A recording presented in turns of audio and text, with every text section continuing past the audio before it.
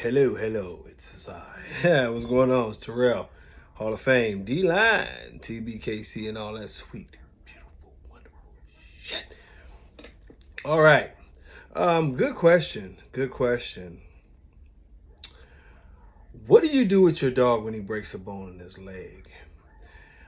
This was actually something I was going to do in the program. By the way, we have 3 spots available if you want to be in the mentorship program. Um, we're getting moving on that thing.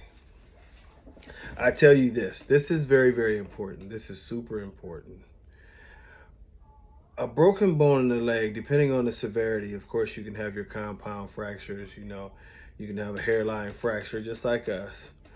But I know, like, unlike us, they don't have the ability to move around well with, one leg screwed up, or maybe it's an arm or whatever the case may be. And I'm going to tell you the hard facts. Very first thing is that take it seriously. If your dog has a bad fracture and it's went as far as that the vet wants to put your dog in a cast, take it seriously. Take it seriously because dogs don't have good common sense. So your dog will take off running in it, and if it was a hairline fracture, they'll snap it all away. I've seen it happen. Just from running around jumping like crazy. They've got a crazy high tolerance for pain, so that they don't know how to slow themselves down. They will keep on going and keep on going. And unfortunately, in one of Denzel's better sons, Guido, he broke his leg like that. And he continued to move around. He continued to do things. The dog was supposed to be, resting and sitting down with his cast on, and he re-injured the leg. It ended up in an infection, and ultimately he lost that leg. This is something for you to think about.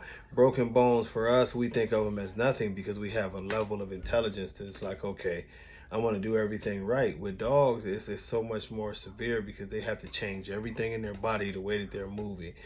And sometimes they don't want to do it. And, the most probably ugliest thing I've seen, and this literally happened, the dog's leg was in pain, right?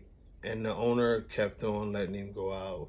Well, I guess the pain, and this is me saying I guess, because of course the dog didn't answer, but I guess, after re-injuring the leg again, the pain was so excruciating, the dog literally chewed his own leg off. Literally chewed his own leg off. I've seen that with one of my puppies before that ended up getting a spider bite. He got a spider bite, and I guess it irritated him so much he chewed part of his paw off. It was amazing and sad, really. I'm thinking I gave him the little stuff for the spider bite, and the vet had treated the spider bite and everything, but unfortunately the vet, I guess the vet couldn't even predict what was going to happen in my scenario. And he didn't give me anything to knock his little ass out. And sure enough, I came in there in the morning and I'm like, what the hell's going on? I pulled him out the cage. This dude literally is bitten off part of his paw. I had to go in and basically amputate part of it and do all this stuff. It was a mess. But I've seen dogs do that when they have the pain of the broken legs. I've seen horrible infections come from people continuing to not pay attention when their dog has broken legs and different things. So those are the more dramatic things. But I will tell you this, is that if your dog, say for instance, breaks a leg, whichever leg it is, keep him confined, keep him with some medications for his discomfort, and keep an eye on him.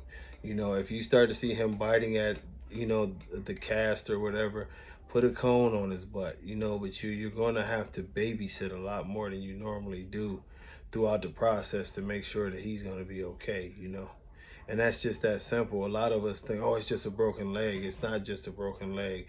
It can be turned into a very serious thing. It can even lead to death. And I'm just reminding y'all of that because in the bully world, I see a lot of torn CCLs and other injuries, but it's these broken bones that have the worst stories at how they end. It seems like people just don't take it serious enough, and it always ends up in a situation that it's like, damn, on the low end, the dog destroys his leg to the point where you got to walk with a limp forever. On the high end, the dog could be dead, And that's just one of them things where we have to do better as a community of understanding our pets' pains and going about helping alleviate the pains from these dogs. You know, they're your dogs, you love them, and I know oftentimes we want to think of them as people, but they're not people, and they don't always have the intelligence. I know if you're a person like me that loves to see your dogs get out and run and all of that, it's a headache to see your dog in the cage all the time. But you have to keep that dog confined until you get a clear bill of health. And when it's time to take him out on a leash so you control his movements and it's not getting